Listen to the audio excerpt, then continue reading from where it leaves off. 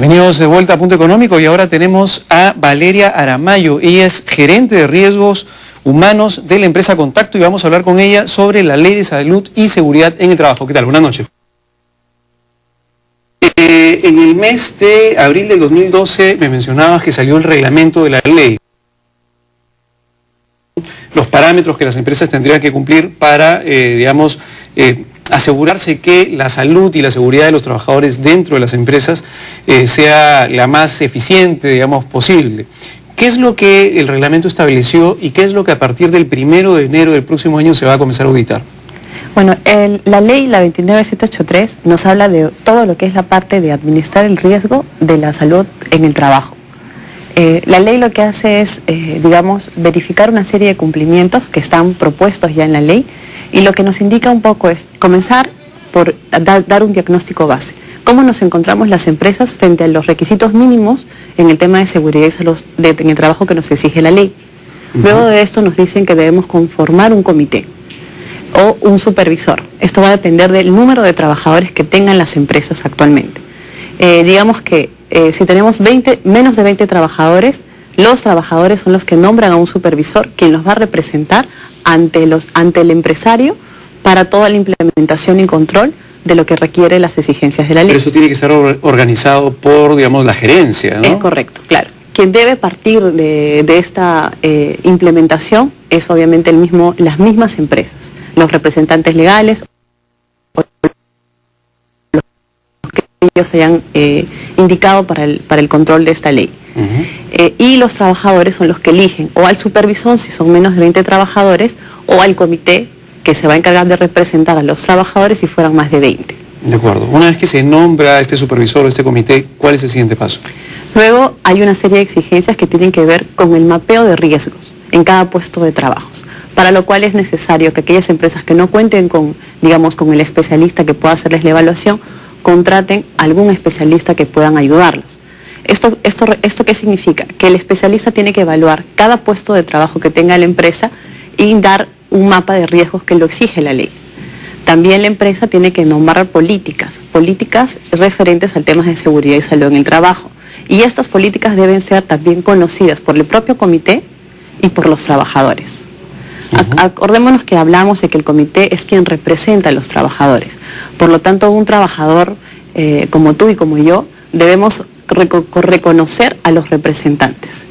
Si hablamos de que, como te contaba, ¿no?, a partir del 1 de enero comienzan las inspecciones obligatorias por el Ministerio de Trabajo.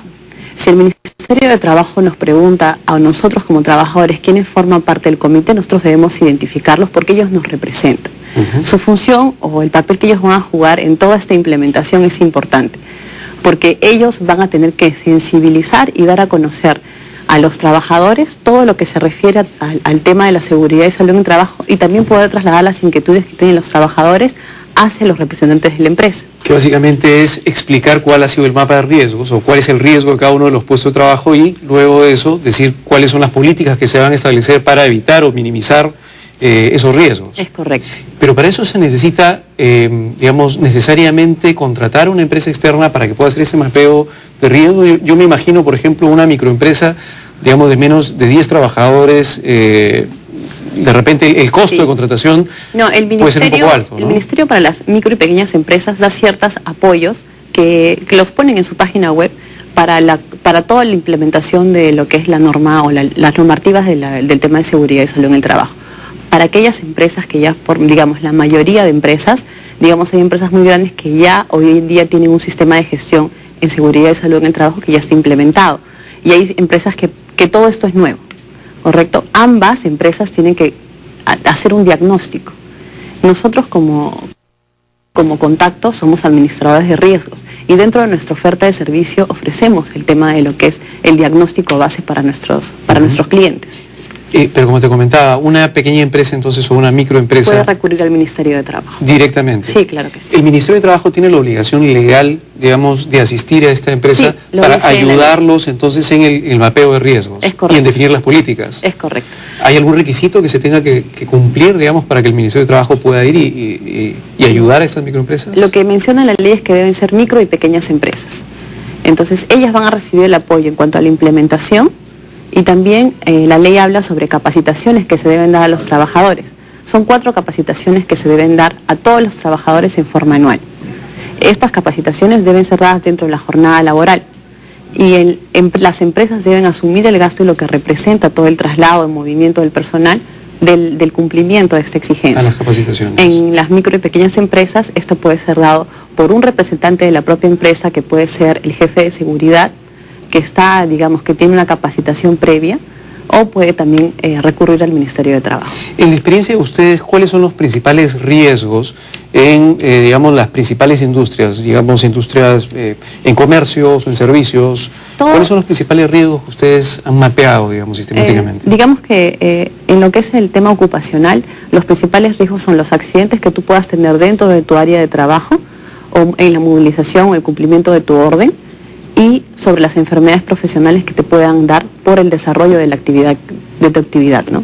Entonces, estos son los principales riesgos. Y cada una es diferente a la otra. Por eso es que cada empresa debe dar su propio reglamento y sus propias medidas de seguridad. De acuerdo. Digamos, nuevamente vuelvo al punto de los ejemplos para que la gente nos entienda y pueda aterrizar un poco lo que estamos diciendo en casos prácticos. Sí. Por ejemplo, en el caso de industrias, industria de servicios, en general, digamos hoteles, restaurantes, ¿cuáles son los principales riesgos que suelen correr los trabajadores y por lo cual debería la empresa, digamos, tratar de generar algún tipo de sistema o de política para evitarlos?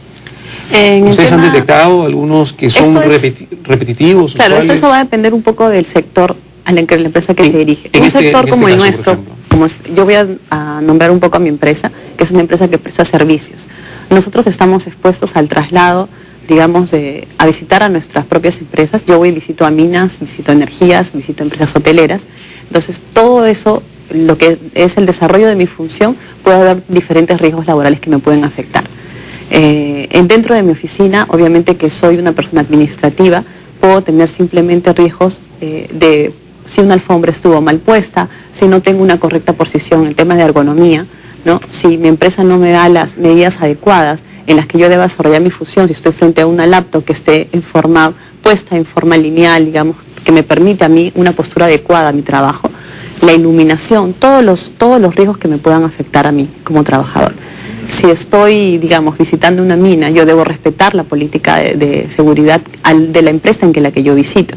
Y eso es algo muy importante, porque la ley dice de que si yo abro las puertas a un tercero, también soy responsable del cumplimiento de las exigencias de esta ley.